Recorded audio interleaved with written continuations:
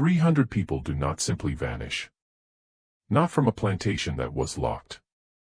Not on the morning of Christmas. Not without making a single sound. But that is precisely what occurred on December 25, 1859, at South Carolina's Belmont estate. At dawn, when the overseer came to unlock the quarters, the doors remained barred from the outside, exactly as he had secured them the previous night. Coiled on the ground like shed skin lay the chains that had bound the workers. Arranged in perfect rows stood all the tools. The cooking fires still smoldered, yet every single person was gone. Through the frost, no footprints led away. From the river dock, no boats were missing. Brought in from neighboring plantations, the bloodhounds just circled the empty quarters and sat down, confused, as if the scent simply ended. A reward equivalent to $500,000 today was offered by the plantation owner, Thomas Vance. Descriptions were published in newspapers across the South. For months, slave catchers combed 3 states. They never found a single person, not one body, not one witness, not one clue that made any sense. What they did find in the following weeks would raise questions the authorities tried desperately to bury. Questions about what had truly been happening at Belmont Estate in the months before that Christmas morning. If Mysteries History tried to forget intrigue you, subscribe to this channel. We dig into the stories meant to stay buried. And this one goes deeper than anyone expected. Before we continue with the story of Belmont Estate and the 300 souls who vanished without a trace, let us know in the comments what state or city you're listening from. We want to know where our community of mystery seekers is watching from. Now, to understand the events of that Christmas, you must understand what Belmont Estate was and what it had become in the year before everything changed. The disappearance did not happen in a vacuum.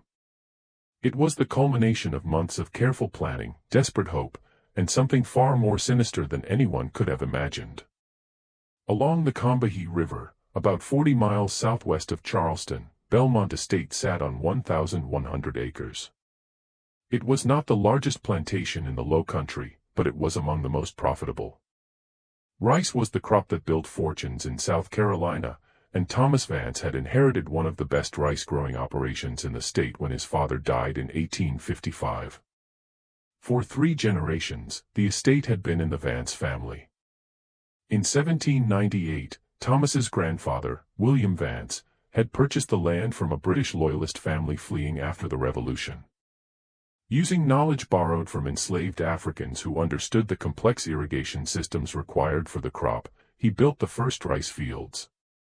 By the time Thomas inherited the property, Belmont was producing nearly $40,000 in rice annually, an enormous sum that placed the Vance family among the region's wealthiest.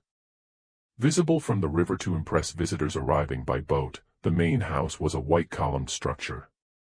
It contained 12 rooms, including a library Thomas's father had filled with books on agriculture, philosophy, and classical literature. Imported from Europe was the furniture. The family crest was borne by the silverware. Everything about the house was designed to project permanence, prosperity, and respectability. Behind the main house stretched the rice fields, vast geometric plots separated by irrigation canals and dikes that controlled the flow of water from the river. From a distance, the fields looked orderly, almost beautiful in their precision, but up close they were brutal. Standing in water for hours, sometimes up to their waists, was required for rice cultivation, exposing workers to disease, snakes, and South Carolina's suffocating summer heat. Malaria was common. Accidents were frequent. The work destroyed bodies. About a quarter-mile from the main house, the quarters where the enslaved population lived formed a separate compound, positioned so the residents of the main house could not hear the sounds of daily life there, the crying children, the evening songs, the arguments, the grief. 32 cabins were arranged in 4 neat rows. Between 8 and 12 people were housed in each cabin. The structures were simple, wooden frames with gaps between the boards, dirt floors, a single fireplace for cooking and heat. In summer, they were ovens.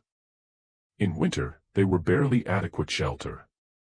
There was a communal cooking area where meals were prepared in large iron pots, a small infirmary, really just another cabin with a few shelves of basic medical supplies, and surrounding it all, a fence. Not a high fence, not a particularly strong one, but a boundary nonetheless, a line that defined where people were permitted to exist. By 1859, Belmont Estate held 307 enslaved people. The oldest was a woman named Dinah, believed to be in her 80s, though no one knew for certain. For enslaved people in the early years, birth records weren't kept. The youngest were infants born into bondage, their futures already determined. Skilled workers were among the population: carpenters, blacksmiths, seamstresses, cooks, midwives. There were field workers who knew the rhythms of rice cultivation better than any overseer. There were house servants who moved through the main house like ghosts, present but invisible, seeing everything and saying nothing. And there were the children, dozens of them, ranging from infants to teenagers. They worked too, once they were old enough. The youngest carried water to the fields. The older ones learned trades or joined the field gangs. Childhood, as such, barely existed. 31 years old was Thomas Vance when the disappearance occurred. He had inherited the plantation at 27 after his father suffered a stroke and died within days. At the College of Charleston, Thomas had been educated, where he studied literature and philosophy before returning home to learn the practical business of plantation management. By all contemporary accounts, he was unremarkable, not particularly cruel by the standards of the time, but not kind either. He was a businessman who saw the plantation as a machine and its workers as components of that machine. He kept detailed records of productivity. He calculated the cost of feeding and clothing enslaved workers against their output. Decisions were made based on profit margins. He rarely visited the quarters. The day-to-day management was left to his overseer, William Trent, a man who had worked at Belmont for 15 years. Trent was efficient, methodical, and utterly indifferent to the humanity of the people he supervised. He enforced the rules, maintained discipline, and ensured work quotas were met. Nothing more, nothing less. For years, predictable patterns were followed by life at Belmont. The seasons dictated the work: planting in spring, tending the fields in summer, harvest in fall, maintenance in winter. A brief respite was offered on Sundays, a few hours when people could tend their own small garden plots, mend clothes, or simply rest. A day or two of reduced work was brought by Christmas, a tradition most plantation owners observed, partly out of custom and partly because it was believed small concessions prevented larger rebellions. But in March of 1859, something changed. To Charleston for a meeting of the Agricultural Society, an organization where plantation owners shared information about crops, markets, and labor management, traveled Thomas Vance. He returned 3 days later with a guest, Dr. Silas Croton. Dr. Croton was not a medical doctor, though he used the title. He held a degree in natural philosophy from what he claimed was a university in Pennsylvania, though later investigations would reveal inconsistencies in his credentials. He was 43 years old, tall and thin, with dark hair graying at the temples and eyes that seemed to catalog everything they saw. Through the Caribbean and South America, he had spent years traveling, studying what he called labor efficiency systems. He had observed sugar plantations in Cuba, coffee plantations in Brazil, and mining operations in Peru. He had taken notes on how different populations responded to different management techniques. Theories about human behavior, motivation, and control had been developed by him. And with a proposal Thomas Vance found irresistible, he had come to Belmont Estate. Within a year, Croton claimed he could increase the plantation's productivity by 40% without purchasing additional workers or land. His method was scientific, based on careful observation and the application of principles he had developed through years of research. All he needed was access to the enslaved population and the freedom to implement his system. Vance, who was always looking for ways to increase profits, agreed immediately. Room and board at the main house and a generous fee to be paid at year's end if the promised results materialized were offered to Croton. With 3 large trunks of equipment, Croton arrived at Belmont. The first week was spent observing, walking through the fields, watching people work, taking notes in a leather-bound journal he carried everywhere. He spoke to no one except Vance and Trent. He simply watched. Then a workspace was requested by him. One of the estate's outbuildings, a structure previously used for storing equipment and supplies, was given to him by Vance. It was about 30 feet long and 20 feet wide with a wooden floor, solid walls, and a few small windows. Croton had the windows covered with heavy cloth. He installed locks on the doors, serious locks, the kind used on Charleston warehouses. He brought in furniture, a desk, chairs, shelves. He unpacked his equipment, brass instruments with dials and gauges, glass containers of various sizes, leather straps mounted on wooden frames, notebooks and writing implements, lamps that burned with unusual brightness. Workers who glimpsed inside when the doors opened briefly described seeing things they didn't understand, diagrams on the walls, charts with numbers and symbols, strange tools that looked like they belonged in a doctor's office or a workshop. Within 2 weeks of his arrival, what he called assessments were begun by Croton. On a Monday morning in late March, the first group was brought to his building, 5 people, 3 men and 2 women, all field workers in their 20s and 30s. From the quarters to Croton's building, Trent escorted them and left them there. 6 hours later, they emerged. They were quiet, not silent exactly, but subdued in a way that seemed unusual. When asked what had happened inside, vague answers were given by them. "He measured us," one man said. Asked questions, a woman added. Nothing more.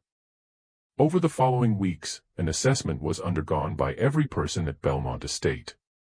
Methodically, Croton worked, bringing in groups of 5 or 6 at a time. The sessions lasted anywhere from 4 to 8 hours. Intense speculation and horror would later become the subject of what happened during these assessments. Based on testimony from survivors and fragments of Croton's notes that were eventually discovered, some of what occurred can be pieced together by us. Everything was measured by Croton: height, weight, arm span, hand size, chest circumference. He measured how far people could reach, how much weight they could lift, how long they could stand without sitting. He timed how quickly they could complete simple tasks, picking up objects, moving from one side of the room to the other, responding to commands. He asked questions, hundreds of questions about their families, their childhoods, their fears, their dreams, about what made them angry, what made them sad, what made them obedient. He asked about their relationships with other workers, with overseers, with the Vance family. On everything, he took notes. Each person had a file, pages of observations written in Croton's precise handwriting. And then there were the tests. These were more disturbing. Hypothetical situations and scenarios would be presented by Croton, and he would ask how people would respond. Objects would be shown by him, and he would ask them to identify uses. Tasks that seemed pointless would be given by him, arranging blocks in patterns, repeating sequences of numbers, standing in uncomfortable positions for extended periods, and he would observe how they reacted. Merely tedious were the assessments to some people. Deeply unsettling were they to others. There was something about Croton's manner, the way he watched, the way he wrote in his notebook, the way he seemed to be looking not at them but through them, that created a profound sense of unease. But the assessments were only the beginning. Once his initial observations were completed by Croton, what he called his system began to be implemented by him. The work schedule was restructured. Based on criteria only Croton understood, people were reassigned to different tasks. Some field workers were moved to maintenance duties. Some house servants were sent to the fields. Arbitrary seemed the changes, but careful analysis of each person's capabilities and psychological profile was insisted by Croton to be their basis. Rations were adjusted. More food was received by some people, particularly those Croton had identified as high-value workers. Less was received by others. At first, the reductions were small, barely noticeable, but a hierarchy that hadn't existed before was created by them. Work quotas were modified. Specific time limits now had some tasks. Corrective interventions resulted from failure to meet these limits. And then there were the treatments. These began in May, about 2 months after Croton's arrival. Workers who showed signs of what Croton called reduced efficiency, illness, exhaustion, or simply moving too slowly, were taken to his building for correction. Different from the assessments were these sessions. They lasted longer, sometimes an entire day, and changed came back the people who underwent treatment. Subtle at first were the changes. A field worker named Marcus, who had always been talkative and quick to laugh, returned from a treatment session quiet and focused. He worked faster than before, never pausing to rest, never speaking unless spoken to. Barely any more, he slept, said his wife. He would lie awake at night, staring at the ceiling as if he'd forgotten how to rest. A woman named Lily, who had been recovering from a fever, underwent treatment and returned moving mechanically, as if her body was operating on instructions her mind wasn't fully processing. She would start a task and continue it until someone physically stopped her, even if the task was complete. A young man named Benjamin developed a tremor in his hands after his treatment. Constant was the tremor, making fine work difficult, but he never complained. He never asked for help. He simply worked through it, his hands shaking, his face expressionless. By summer, fear had begun to spread through the quarters. About Croton's building, people whispered. They called it the correction house, or simply his place, speaking of it in hushed tones. To work hard, to never give Trent or Croton a reason to notice them, parents warned children. But working hard wasn't always enough. Seen to expand were Croton's criteria for who needed treatment. At first, it was only people who were clearly struggling, the sick, the injured, the exhausted. But gradually, others were selected, people who asked too many questions, people who seemed to be forming close friendships with others, people who sang certain songs or told certain stories. As if Croton was trying to identify and eliminate something, some quality or characteristic he saw as problematic, it was. And then people started dying. In early July, the first death occurred. Henry was 32 years old, a field worker who had been at Belmont his entire life. He was strong, healthy, known for his ability to work long hours in the brutal heat without complaint. He had a wife, Clara, and 3 children. In late June, for treatment was selected Henry by Croton. The reason wasn't clear. Henry hadn't been sick or slow, but to the correction house on a Tuesday morning was brought him by Trent. 2 days later, he emerged. Different immediately was he, said Clara. He wouldn't speak to her. He wouldn't eat.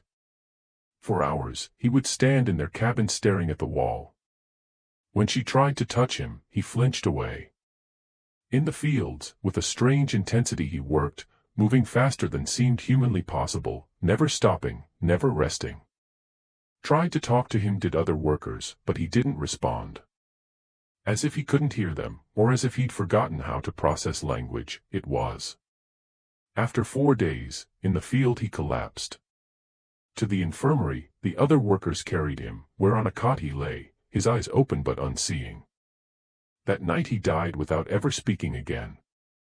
As fever was listed the official cause of death, but that wasn't right, knew everyone. A fever hadn't had Henry. Something else he'd had, something that had been done to him in Croton's building. Over the next 2 weeks, 3 more people died. All of them had recently undergone treatment. All of them exhibited similar symptoms: withdrawal, mechanical behavior, inability to eat or sleep, followed by sudden collapse. No concern was shown by Croton. When the deaths were questioned by Vance, that some subjects were incompatible with the optimization process was explained by Croton. It was unfortunate, he said, but inevitable. The benefits to the overall system outweighed the occasional loss. On the productivity numbers that were indeed improving, Vance focused and accepted this explanation. But in the quarters, a crisis was created by the deaths. People were terrified. They didn't understand what was happening in the correction house, but dangerous they knew it was. That being selected for treatment might mean death they knew, and that they had no way to refuse they knew. In August, a woman named Ruth tried to run. 24 years old was she, a house servant who worked in the main house kitchen. For treatment she had been selected and was scheduled to report to Croton's building the following morning. Instead, she ran. In the middle of the night she left, taking nothing with her, heading north through the woods. 6 miles she made it before at dawn the dogs found her. Public and brutal was the punishment. Vance, who rarely involved himself in discipline, made an exception. In front of the assembled population, Ruth was whipped, a reminder of what happened to those who tried to escape. But the whipping wasn't the end of it. Afterward, for what he called behavioral correction, she was taken to Croton's building. For 3 days she was inside. When she emerged, she could walk and work, but never again did she speak. Not a word, not a sound. Open were her eyes, but empty they seemed, as if something essential had been removed. Like looking at a shell it was, said people who had known Ruth. The person who had been Ruth, who had loved singing, who had told funny stories, who had dreamed of freedom, was gone. Something else was what came back. A turning point was marked by the incident with Ruth. Before, there had been fear. Now, there was terror. And beneath the terror, something else was growing, rage. But rage alone wasn't enough. Through generations of bondage, the people at Belmont Estate had learned that open rebellion was suicide. The system was designed to crush resistance. The laws, the weapons, the dogs, the neighboring plantations that would send reinforcements, all of it was arrayed against them.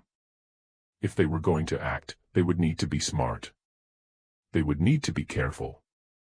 They would need to plan, and they would need to do it in a way that Croton, with all his observations and measurements and psychological theories, would never detect. If you're as disturbed by this as we are, hit that like button and let us know in the comments what you think was really happening in Croton's building. Because what comes next reveals that while Croton thought he was controlling everything, he was actually missing the most important thing happening right under his nose. The truth is, while Croton was conducting his experiments, convinced that he was breaking down individual will and preventing collective action, the people of Belmont Estate were doing something he never anticipated. They were organizing. In the most unlikely place, among the children, the organization began. At Belmont Estate, as at most plantations, a strange position was occupied by enslaved children. They were too young to be seen as serious threats, too small to be worth the constant surveillance that adults endured. Through spaces that adults couldn't, they moved, carrying messages between the fields and the quarters, running errands to the main house, playing in areas overseers ignored. And everything they were watching.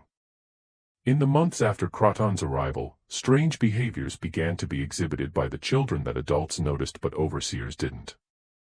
In specific locations at specific times, they would gather, always briefly, never long enough to attract attention. Behind the woodshed at dusk, near the old well that no longer worked, in the space between two particular cabins where the shadows fell just right. Certain songs they would sing, always the same ones, with lyrics that seemed innocuous but carried embedded meanings. Songs about rivers and stars and journeys. Songs their grandparents had taught them. Songs that had been passed down through generations. Songs that contained maps and instructions disguised as simple melodies. One song, which in a journal a visitor to a neighboring plantation recorded, included the lines, "When the master sleeps and the river runs, we'll follow the drinking gourd to the promised son." A known code for the Big Dipper used by people escaping slavery to navigate north was the drinking gourd. But, when the master sleeps, and the river runs, specific, temporal markers were those phrases, instructions for timing. Messengers were the children, carrying information in ways that seemed innocent.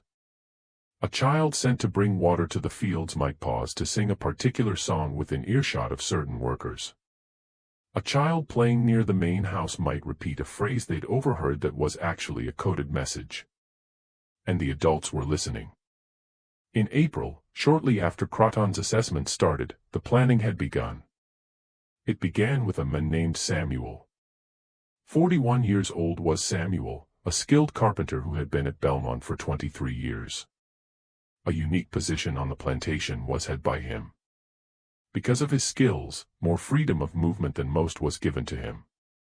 He repaired buildings, built furniture, maintained the structures that kept the plantation functioning.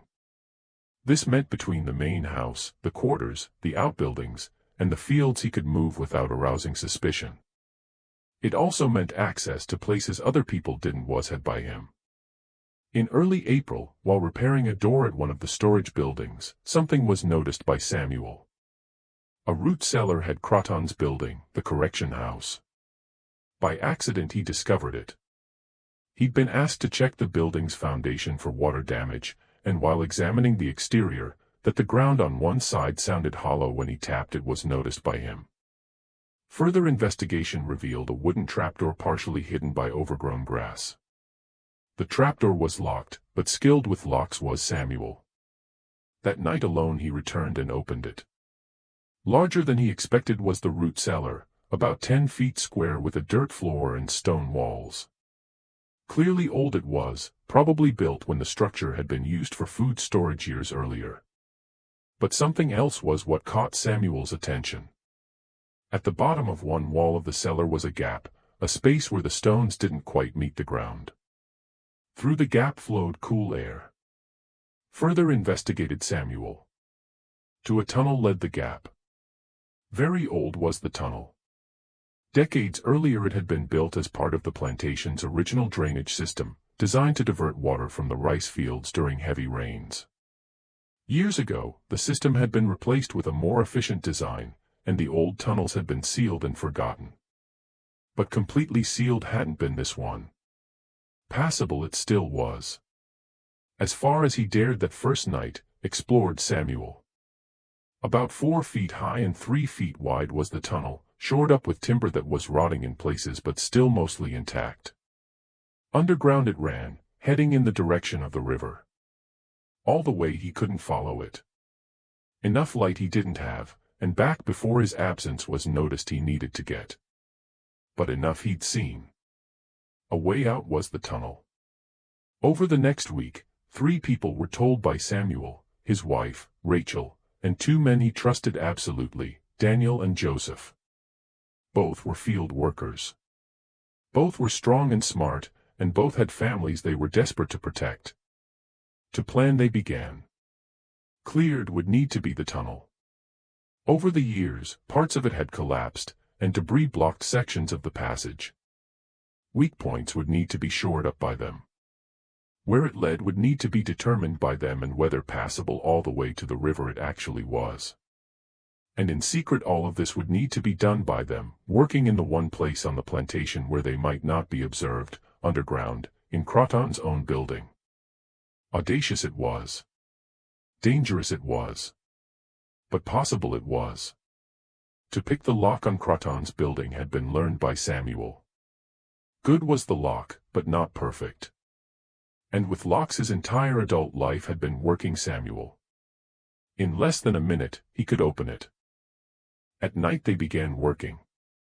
Small groups, never more than 3 or 4 people at a time, would slip into the building after dark, access the root cellar, and spend hours clearing the tunnel.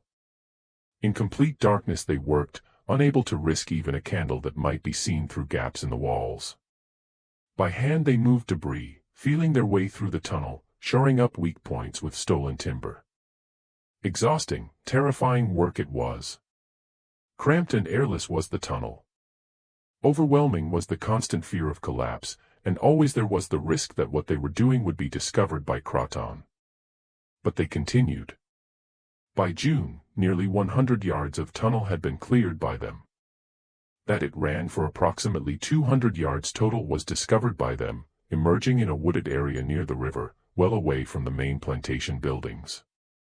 By undergrowth the exit was partially concealed and years ago had been sealed with a wooden cover that had rotted away.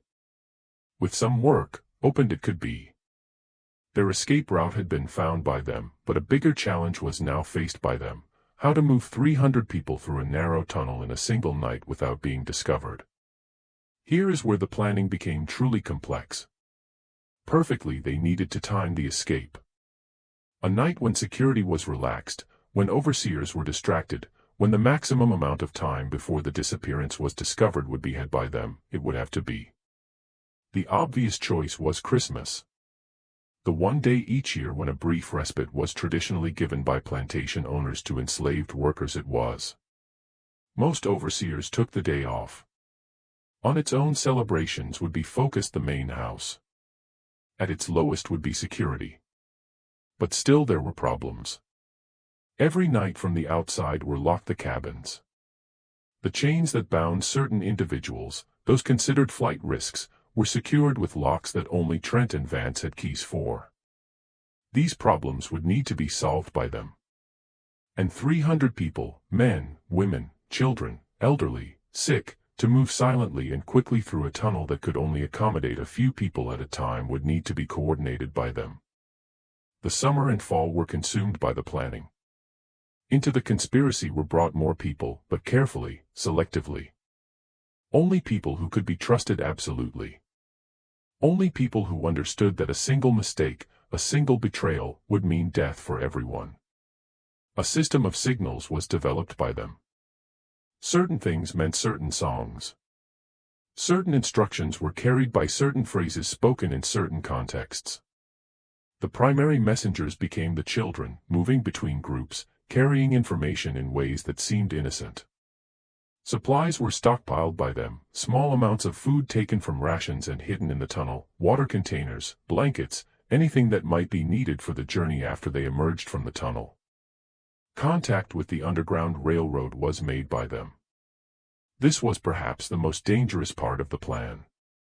Into South Carolina even extended the Underground Railroad network, but secretive, fragmented, and constantly under threat it was. Finding someone who could be trusted, someone who could arrange for boats to be waiting at the river on Christmas night, required making contact. Through a free black man who worked as a ferryman on the Combahee River, Samuel made the contact. People who knew people were known by the ferryman.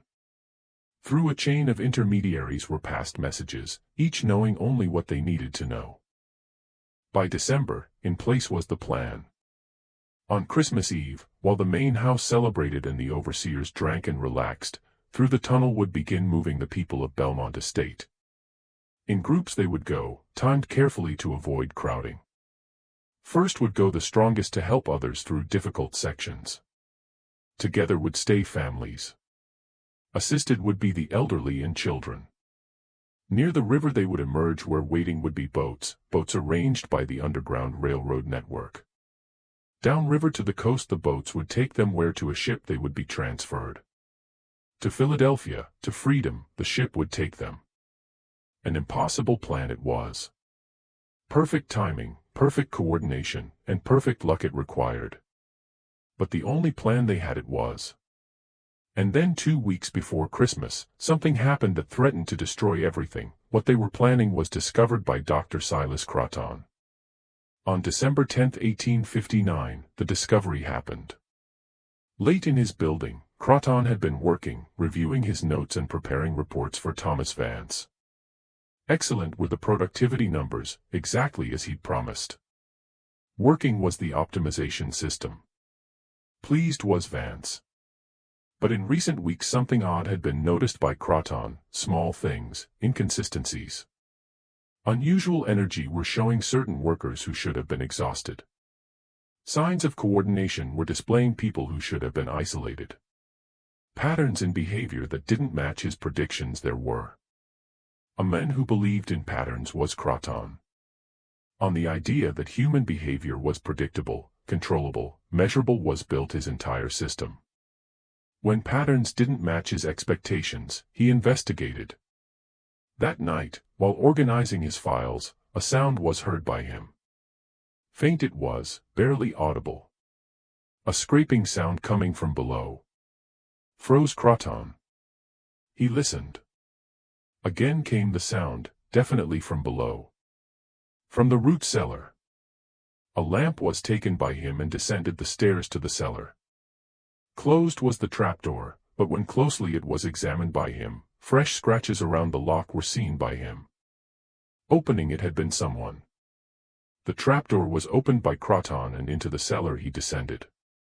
Immediately the tunnel was found by him, and that it had been recently used evidence was found by him. Fresh footprints in the dirt, disturbed debris, the smell of human sweat in the stale air. To access an underground passage had been using his building someone. Quickly worked Croton's mind. Immediately what this meant was understood by him. An escape route, a secret passage that he hadn't known existed, right beneath his own workspace. Immediately Vance should have been alerted by him. For Trent and the Overseer should have been called by him. Sealed should have been the tunnel and identified and punished the conspirators by him.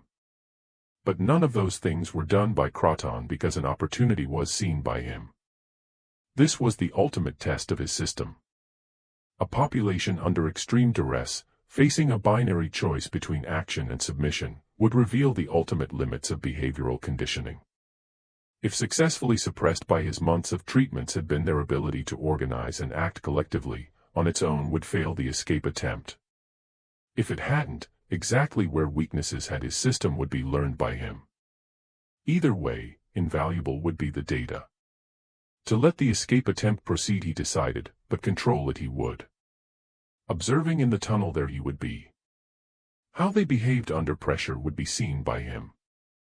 Everything would be documented by him. To him, the culmination of his experiment it was. The next 2 weeks were spent preparing by him. From Charleston, 2 men were recruited by him, hired muscle, men who asked no questions and did what they were paid to do. That they would be helping him prevent an escape attempt was told to them by him, and well for their silence were paid by him. The tunnel was studied by him, mapping its length and identifying the weakest points in its structure. Supplies, ropes, tools, weapons, at strategic locations were positioned by him. And he waited. Vance wasn't told by him. Trent wasn't told by him. His experiment this was, and every variable would be controlled by him. But a critical error was made by Croton.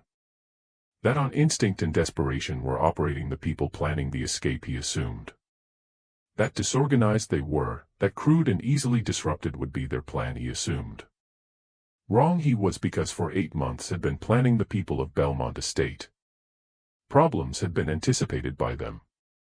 Backup plans had they, and something Croton with all his theories and measurements had never understood had they had each other. On Christmas Eve, as the sun set over the Combahee River, began the final preparations. In the quarters, through their evening routines as always did moved people. They cooked meals. They tended to children. They sang songs. To any observer, a normal evening it was.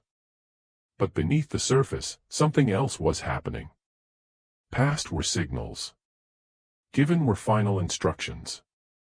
Goodbye to the places they'd lived, the graves of family members they would never see again, the small pieces of life they'd managed to build in captivity were saying people. At the main house, a Christmas Eve dinner for neighboring plantation owners was being hosted by Thomas Vance. 8 guests, including their wives. With candles was lit the dining room. With food was laden the table. Freely flowed the wine. In excellent spirits was Vance. Profitable had been the year. Exactly as promised had worked Croton's system. Bright looked the future. In the overseer's house, with his wife sat William Trent, drinking whiskey and looking forward to a rare day off. Himself had locked the quarters as every night he did. Secure was everything. In Croton's building, in the darkness of the root cellar waited the doctor, beside him his 2 hired men. A lamp had he, but unlit it was. To his presence alert anyone he didn't want. A pistol had he. His notebook had he. Ready to observe was he. And in the quarters, as the last light faded from the sky, on his cabin door picked the lock Samuel. Begun had the escape. At 8 o'clock, the first group entered the tunnel. Them led Samuel. 5 strong men who would clear any remaining obstacles and help others through difficult sections. Through the darkness silently they moved, feeling their way along the tunnel walls, counting their steps to track their progress. Behind them at carefully timed intervals came more groups. Together stayed families. By younger workers were assisted the elderly. Carried were children. In complete silence moved everyone. Cramped and terrifying was the tunnel. Thick and stale was the air. Absolute was the darkness. But moving kept people, driven by the knowledge that at the other end was freedom. By 9 o'clock, nearly 100 people had entered the tunnel. Then made his move Croton. His lamp was lit by him. Blinding in the tunnel was the sudden light. Confused and terrified, froze people. Forward stepped Croton, flanking him his 2 hired men.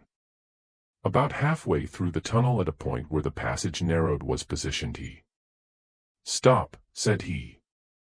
Off the stone walls echoed his voice. For a moment, no one moved. Between him and those behind them were trapped the people in front of Croton. What was happening couldn't see the people behind, but that something was wrong could sense they. Raised his pistol Croton. "To the quarters you will return," said he. "Over is this escape attempt." But then something happened that hadn't been anticipated by Croton. Started singing someone. A woman's voice it was, coming from somewhere in the darkness behind Croton. One of the songs for months had been singing the children. The one about the river and the drinking gourd and the promised son. Joined in other voices. Then more. Within seconds, dozens of people were singing. The tunnel was filled by the sound, echoing and amplifying until overwhelming it was. Nervous looked Croton's hired men. His own weapon raised one of them, but continued the singing, growing louder. And then forward started moving people. Not running, not attacking, just walking steadily toward Croton and his men. Into the air fired his pistol Croton. Deafening in the confined space was the sound, but kept coming the people, kept singing.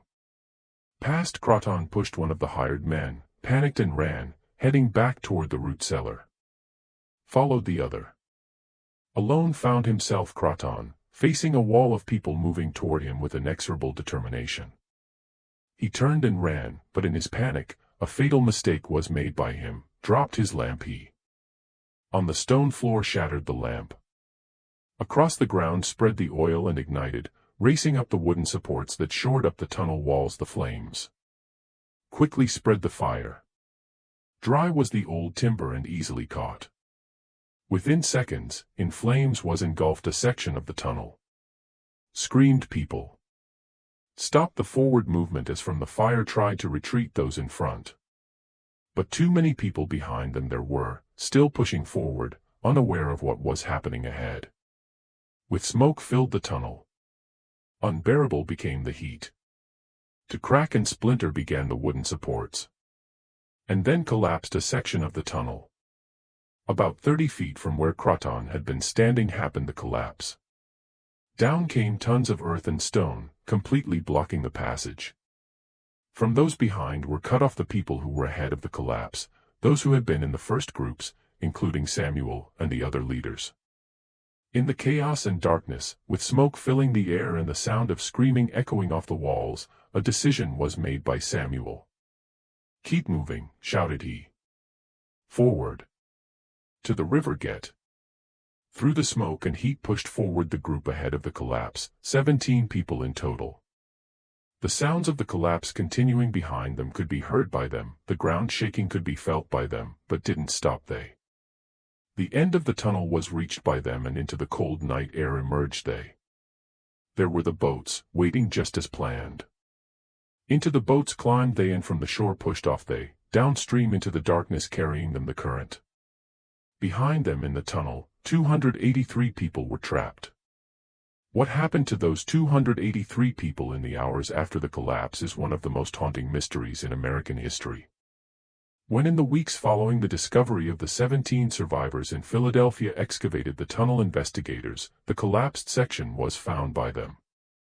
Cleared it they, expecting to find bodies, hundreds of bodies, victims of the cave-in and the fire. But nothing found they. No bodies, no bones, no clothing, no personal effects. Empty was the tunnel beyond the collapse. Baffled were the investigators. Engineers to examine the structure were brought in by them. Miners who had experience with cave-ins were brought in by them. Every inch of the tunnel from the root cellar to the river exit was searched by them. Nothing. As if simply vanished had the people it was. Several theories were proposed.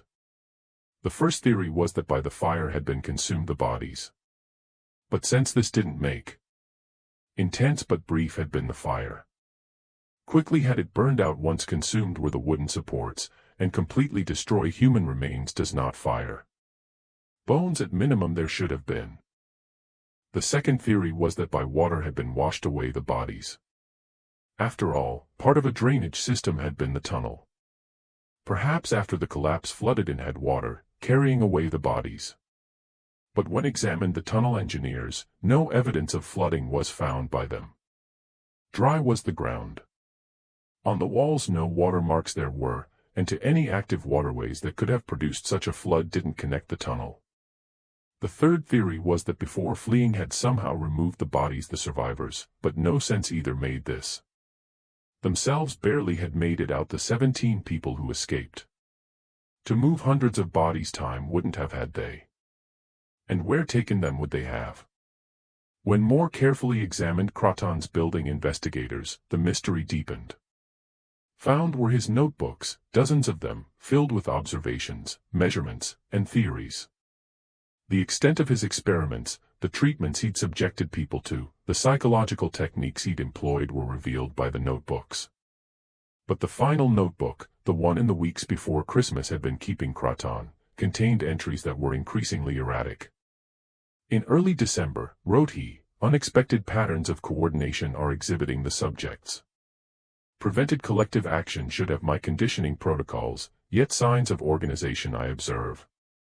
Further investigation this requires. A week later, discovered have I their escape route. Rather than prevent it, under controlled observation will I allow it to proceed. An unprecedented opportunity to test the limits of my system this presents. And then on December 24th, the final entry. Barely legible was the handwriting, the words running together, not what I believed are they. The conditioning did not. They have done something I cannot. The tunnel is, they are singing and the sound. I cannot, mid-sentence ended the entry. Never found was Croton's body. Never found either were the bodies of his 2 hired men. For months consumed the local authorities the mystery. A massive financial loss for Thomas Vance was the disappearance of 300 enslaved people, a loss he could not afford. Enormous rewards for information were offered by him. Private investigators were hired by him. To neighboring states searching for any sign of the missing people traveled he. Nothing found he. Through the South spread the story, creating panic among plantation owners. If without a trace could disappear 300 people from a locked plantation, what for the security of the entire system did that mean? Wild theories were published by newspapers. An elaborate conspiracy involving northern abolitionists was claimed by some. That onto ships had been smuggled the people and to the Caribbean or South America had been taken was suggested by others. Supernatural explanations were even proposed by a few, though quickly dismissed by serious investigators these were. But no theory could explain the physical evidence, or the lack of it. And then 3 weeks after the disappearance, in Philadelphia were discovered the 17 survivors. The mystery should have been solved by the discovery of the survivors. Instead, deepened it. In the hold of the Meridian Star, a merchant vessel that from Charleston 2 weeks earlier had departed, were found the 17 people. Emaciated, dehydrated, and terrified they were, but alive they were. Into custody took them federal marshals operating under the Fugitive Slave Act. To Philadelphia to identify and reclaim his property traveled Thomas Vance, but in front of Vance or the federal authorities refused to speak the 17. Only to Margaret Lindsay, a Quaker abolitionist who for years had been providing aid to freedom seekers, would they talk. In the jail where they were being held met with them Lindsay. Hours listening to their stories, taking notes, trying to understand what had happened were spent by her. What told her they was documented in letters to fellow abolitionists, wrote she, letters that later in anti-slavery newspapers were published, though fiercely disputed by Southern publications their authenticity was. According to these accounts, for 8 months exactly as suspected had been planned the escape investigators. In secret had been cleared the tunnel. Carefully had been calculated the timing. Through Underground Railroad contacts had been arranged the boats. According to plan had been going everything until in the tunnel appeared Croton. The confrontation was described by the survivors, Croton's lamp, his pistol, his demand that they return. The singing that had started spontaneously, the way forward had moved people despite the threat, were described by them. The fire and the collapse were described by them. But then fragmented and contradictory became their accounts. One woman, whose name only as E was recorded, something that in the official reports didn't appear, told Lindsay. She said that when collapsed the tunnel, near the front of the group was she, close enough to make it through before completely blocked was the passage, but what was happening behind her could hear she. Screaming at first heard she, as expected. But then stopped the screaming, and something else heard she, singing. From deeper in the tunnel, from the direction where the others had been trapped, was coming it. Not screaming, not crying, singing the same songs for months had been singing the children. The ones with the coded messages. Like they knew, told Lindsay E. Like for this, too, they'd planned. Like the end wasn't the collapse. Part of something else it was. For details pressed her Lindsay. What meant she? What could they have planned? Explain couldn't E. Only what she'd heard knew she. Singing, growing louder, through the tunnel echoing even as continued the collapse. A different story was told by another survivor, a man named Peter. He claimed that near the back of the group that made it through had been he. Back just before the final collapse had looked he, and in the light of the flames, something that made no sense had seen he. People saw he. Who in the darkness couldn't tell he, deliberately pulling down the support beams. Not accidentally, not in panic. Deliberately, methodically bringing down the tunnel behind them. Sealing it they were, said Peter. On purpose. Follow them didn't want anyone. The obvious question was asked by Lindsay, why seal themselves in would they? No answer had Peter. Only what he'd seen knew he. Yet another story was told by a third survivor, a young woman named Sarah. She said that in the days before Christmas, whispers in the quarters there had been, whispers about a second plan. The details knew not she. Young was she, and about what they said around children careful had been the adults. But fragments heard had she, something about the deep way, something about where the masters can't follow. What it meant understood not she, but the phrase remembered she because so often in the final days repeated it had been. If fails the first way, the deep way take we. All of these accounts were documented by Lindsay. To abolitionist newspapers in Boston, New York, and Philadelphia sent she letters. Before anti-slavery societies testified she. To fuel opposition to slavery tried to use the story she. But so contradictory, so strange were the accounts that as exaggerations or fabrications dismissed them many people. Certainly did Southern newspapers, claiming that to serve her abolitionist agenda invented the entire story had Lindsay. Eventually under the Fugitive Slave Act were returned to slavery the 17 survivors. Back to South Carolina in chains were transported they, but to Belmont Estate never returned they. Thomas Vance, perhaps fearing that others would inspire their presence, to different plantations across the state sold them. Separated were they, scattered, lost their stories. For answers continued to search Margaret Lindsay. With other abolitionists corresponded she, trying to find any trace of the missing 283 people. Anything never found she. In the months and years following the disappearance, scattered reports there were, fragments of information that suggested survived might have the missing people, found freedom might have they. But more questions than it answered raised each report. In February of 1860, through the coastal swamps about 15 miles south of Belmont Estate was traveling a rice merchant named Thomas Garrett. An old hunting trail was following he when across came he something unexpected, a camp. Recent it was. Warm ashes still contained the fire pit. That many people had been there were signs. From branches and moss constructed makeshift shelters. Areas where for sleeping had been cleared the ground, discarded tools. But empty was the camp. Gone was whoever had been there. To local authorities was reported the discovery by Garrett. A search party was organized, but by the time reached the location they vanished had any trail. Vast and treacherous was the swamp. Nearly impossible was tracking anyone through it. That probably by a group of runaways from various plantations had been used the camp was concluded by the authorities. To Belmont Estate didn't connect it but suggestive was the timing, and unusual was the scale of the camp, large enough for dozens, perhaps hundreds of people.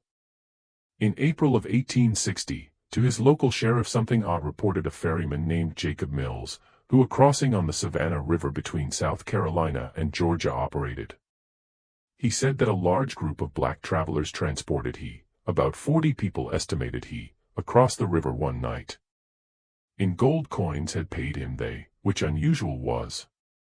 Enslaved people gold didn't have. Even free black people rarely that kind of money had. Quiet, organized, and purposeful had been the group, said Mills. At night had crossed heading into Georgia, and into the woods on the other side disappeared When investigated the sheriff, no trace of the group found and detailed descriptions provide couldn't Mills. Dark had been it, and in the gold than in the faces of his passengers more interested had been he. As probably unrelated to Belmont Estate was dismissed the story. After all, a long way from the Combahee River was Georgia. How that far without being detected could have traveled people. But interesting was the gold. From where gold gotten would have escaped slaves. In June of 1860, in Wilmington, North Carolina, a shopkeeper reported selling supplies to a woman who with an accent he couldn't place spoke. Food, blankets, and medical supplies had bought she, a lot of them, more than one person would need. In cash had paid she, and polite but distant had been she. When conversation tried to make the shopkeeper, asking where from was she, vague answers given had she and quickly left had she. Her remembered the shopkeeper because of the way spoke she. Like forgotten how to form certain words had she, like relearning language was she, said he. Dismissed was this report, too. Even farther from Belmont Estate was North Carolina. Impossible seemed the connection, but haunting was the description of the woman's speech. Descriptions of some of the people who Croton's treatments had undergone it matched. Changed, with language and memory struggling people. One of the missing people from Belmont could she have been? And if so, to North Carolina how gotten had she? Across the South over the next 2 years, other reports there were scattered. A group of black travelers on a road in Virginia seen. A community of free black people in Tennessee that suddenly appeared seemed. Rumors of a settlement deep in the Appalachian Mountains where in secret lived people, away from white society. Confirmed were none of these reports.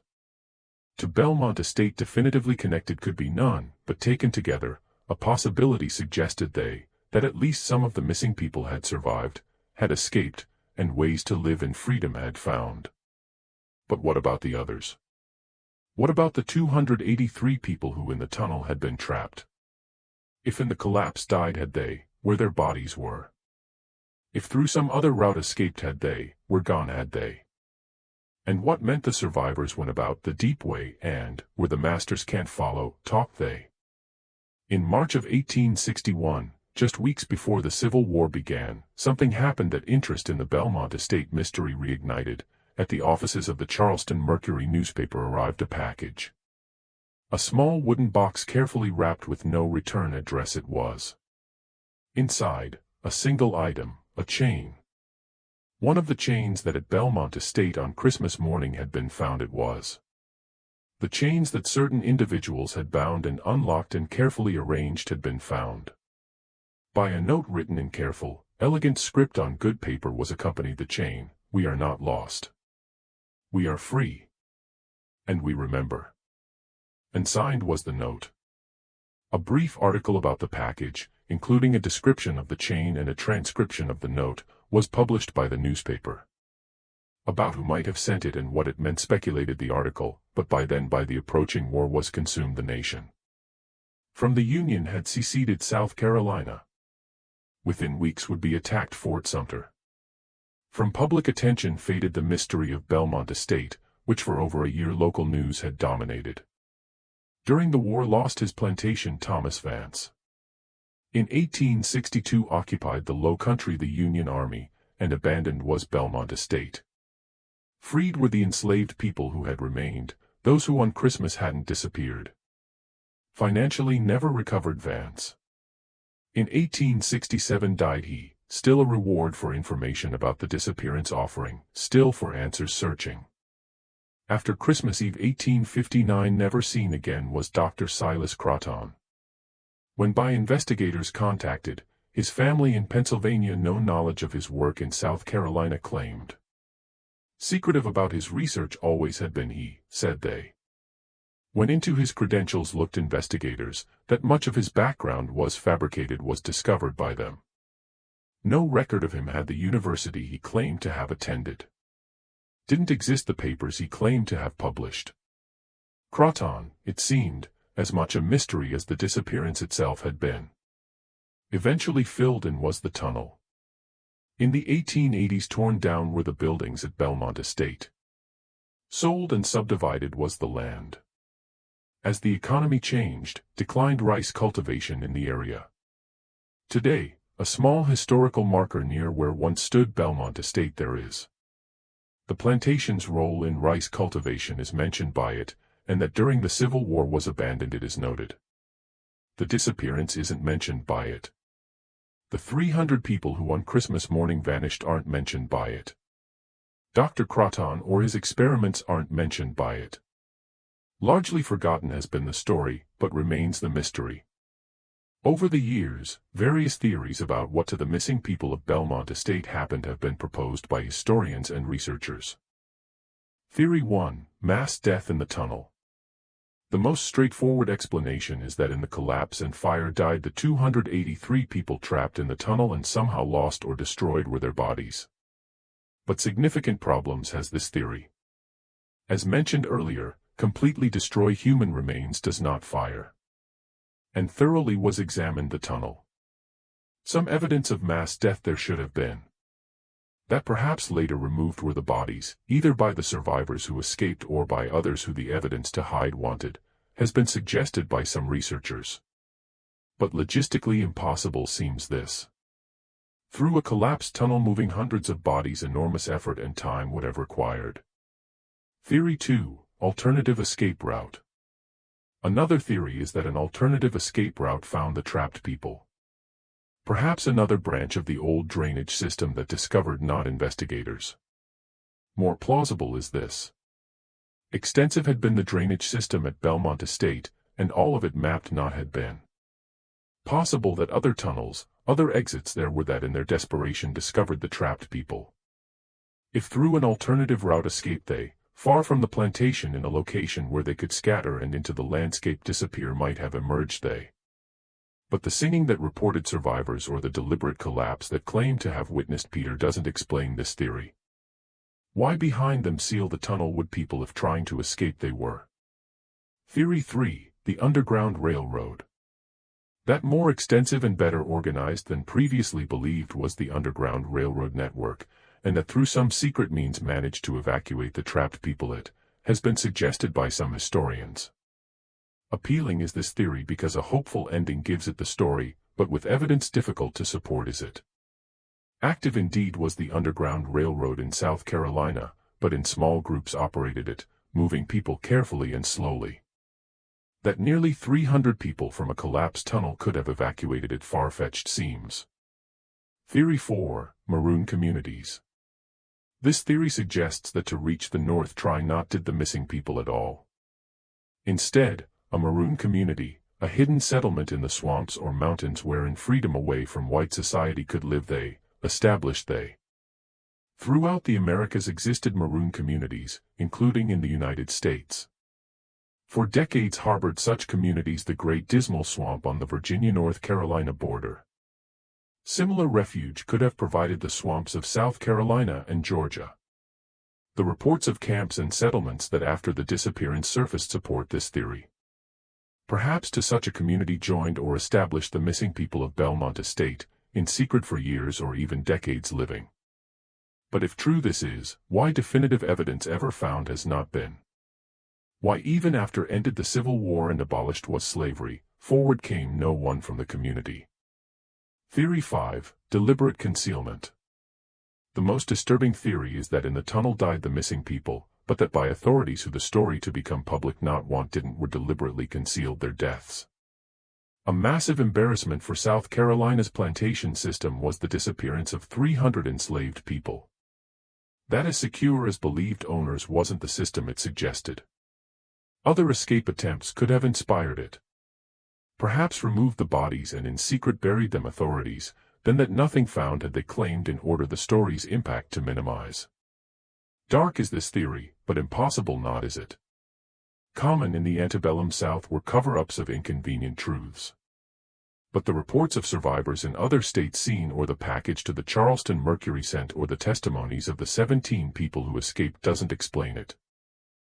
The truth is, what to the 283 people who from Belmont Estate vanished happened may never know we. But one more piece of evidence worth considering there is, evidence that decades later emerged and a possibility that at the time considered no one suggests. In the 1930s, during the Great Depression, across the South sent interviewers the Federal Writers Project to record the testimonies of formerly enslaved people. A massive undertaking designed to preserve the memories of a generation that rapidly disappearing was. In rural Georgia in 1937, one of these interviews was conducted. A young woman named Helen Crawford was the interviewer, who with an elderly black woman who her name only as Aunt Bess gave spoke.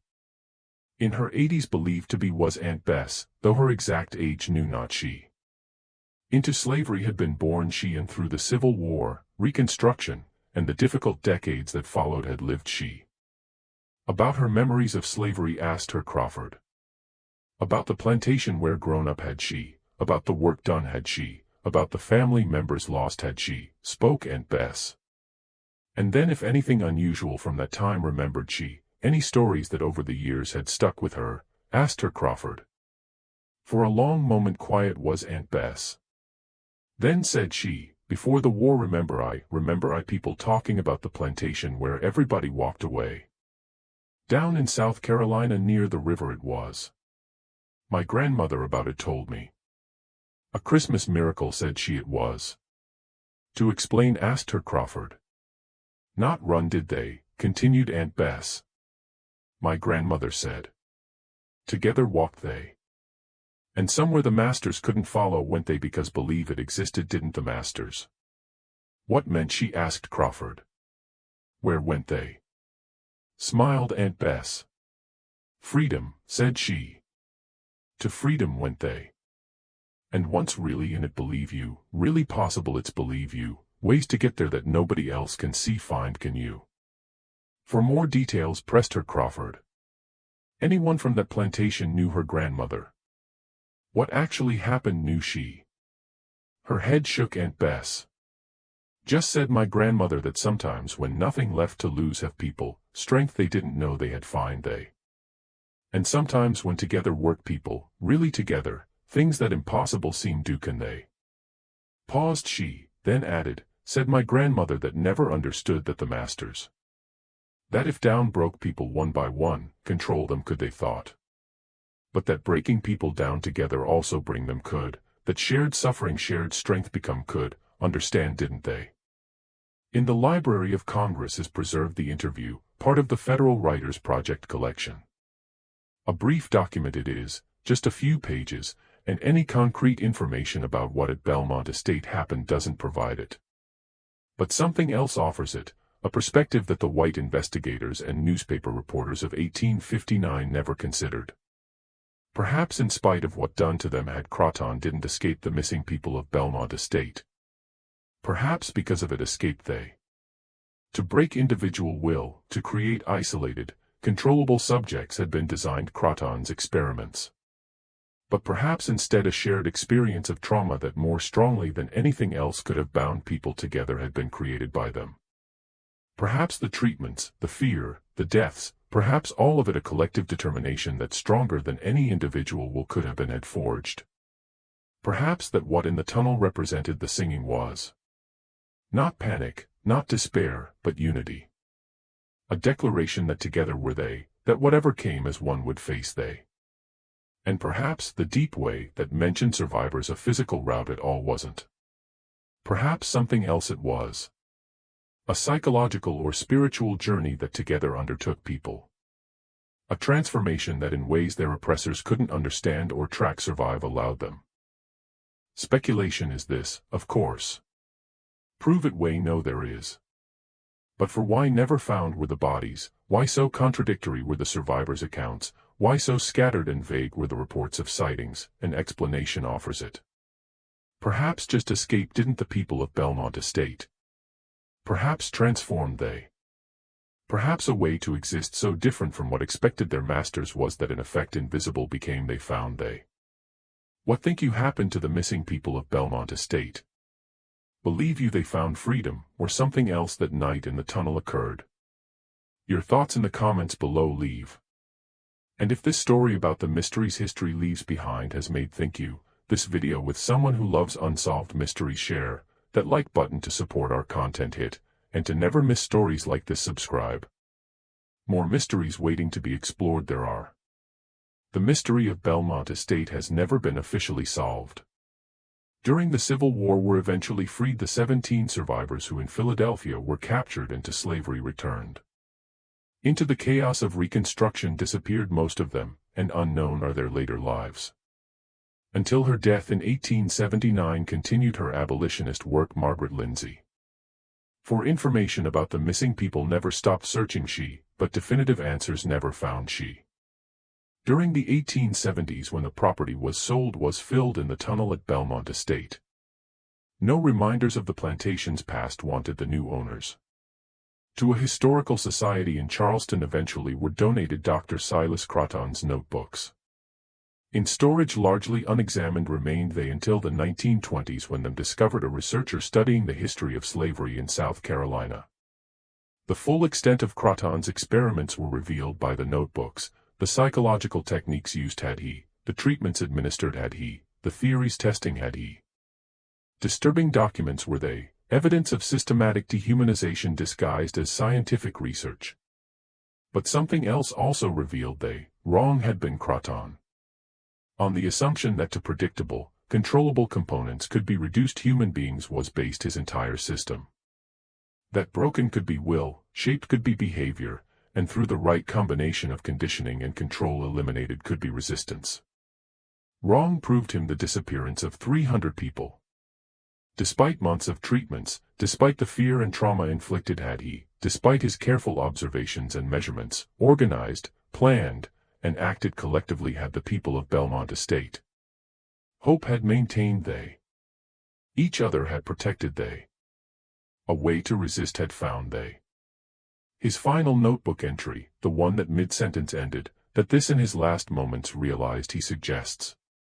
They are not what I believed, wrote he. The conditioning did not. Too late had discovered he that machines not are human beings. That completely broken cannot be will. That people, even in the most desperate circumstances, ways to maintain their humanity and for their freedom fight can find. Never traced to a specific sender was the chain that to the Charleston Mercury in 1861 was sent, but clear was its message: we are not lost. We are free. And we remember. Whether all survived the missing people of Belmont Estate, whether found freedom they, whether communities where in peace could live they established, unanswered remain these questions. But perhaps the most important truth is this: tried they. In the face of overwhelming oppression, in a system designed to crush hope, together came 300 people and the impossible attempted they. 4 months planned they. In secret worked they. Everything risked they. And on Christmas morning, 1859, away from Belmont Estate walked they, only their chains behind leaving. That act of collective resistance, regardless of its ultimate outcome, as a testament to the human spirit's refusal to be broken stands. The historical marker near the site of Belmont Estate any of this doesn't mention. The story of the disappearance or of Dr. Croton's experiments or of the 300 people who vanished doesn't tell it. But in archives, in old newspapers, in the testimonies of survivors, in the memories passed down through generations, exists the story. And in the questions that remain unanswered exists it. What in that tunnel on Christmas Eve 1859 happened? Where went the missing people? How survived they if survived they? And what meant they when somewhere the masters couldn't follow went they said they? Fully answered never may be these questions, but they that full of mysteries as history remind us, events that our understanding challenge, that simple explanations resist, that the limits of what we know force us to confront. One of those mysteries is the story of Belmont Estate. 300 people do not just disappear. But maybe, just maybe, a way to vanish that more powerful than anyone imagined possible found they. Maybe found freedom they not just as a destination, but as a state of being, something that by bloodhounds tracked be couldn't, by slave catchers recaptured be couldn't, by the system that to break them had tried destroy be couldn't. Maybe that what meant the deep way. Not a physical route, but a transformation so profound that invisible to those who only ever as property had seen them made them. Maybe that the real mystery of Belmont Estate is not where went the people, but how in a way their oppressors could never understand or undo free became they. Even in the darkest moments of history, people ways to resist, to hope, and for freedom fight found shows us this story. What think you really happened that Christmas night? Believe you found freedom the missing people, or another explanation there is? Your comment below leave and this mystery together let's discuss. If this deep dive into one of history's most puzzling disappearances enjoyed you, to our channel subscribe and the notification bell hit so never miss our investigations into the stories history to forget tried. This video with someone who loves mystery share and our other videos on screen for more stories that everything you thought you knew about the past will make you question check out. In the next video see you. After that package at the Charleston Mercury arrived, never found again were the chains from Belmont Estate. But somewhere in South Carolina, in the swamps and forests that what used to be plantation land have reclaimed, traces of what that Christmas night happened might still be. 300 people do not just disappear. But maybe, just maybe, a way to vanish that more powerful than anyone imagined possible found they. And maybe their story, the story of how together came they, how planned they, how from bondage walked away they, then knowing exactly where went they more important is. Because the act of walking away, the act of choosing freedom even in the face of impossible odds, itself a kind of victory is. And that victory, that choice, that moment when 300 people, no more, said and into the unknown together walked, that the real story of Belmont Estate is. That the story history to forget tried is, but we remember.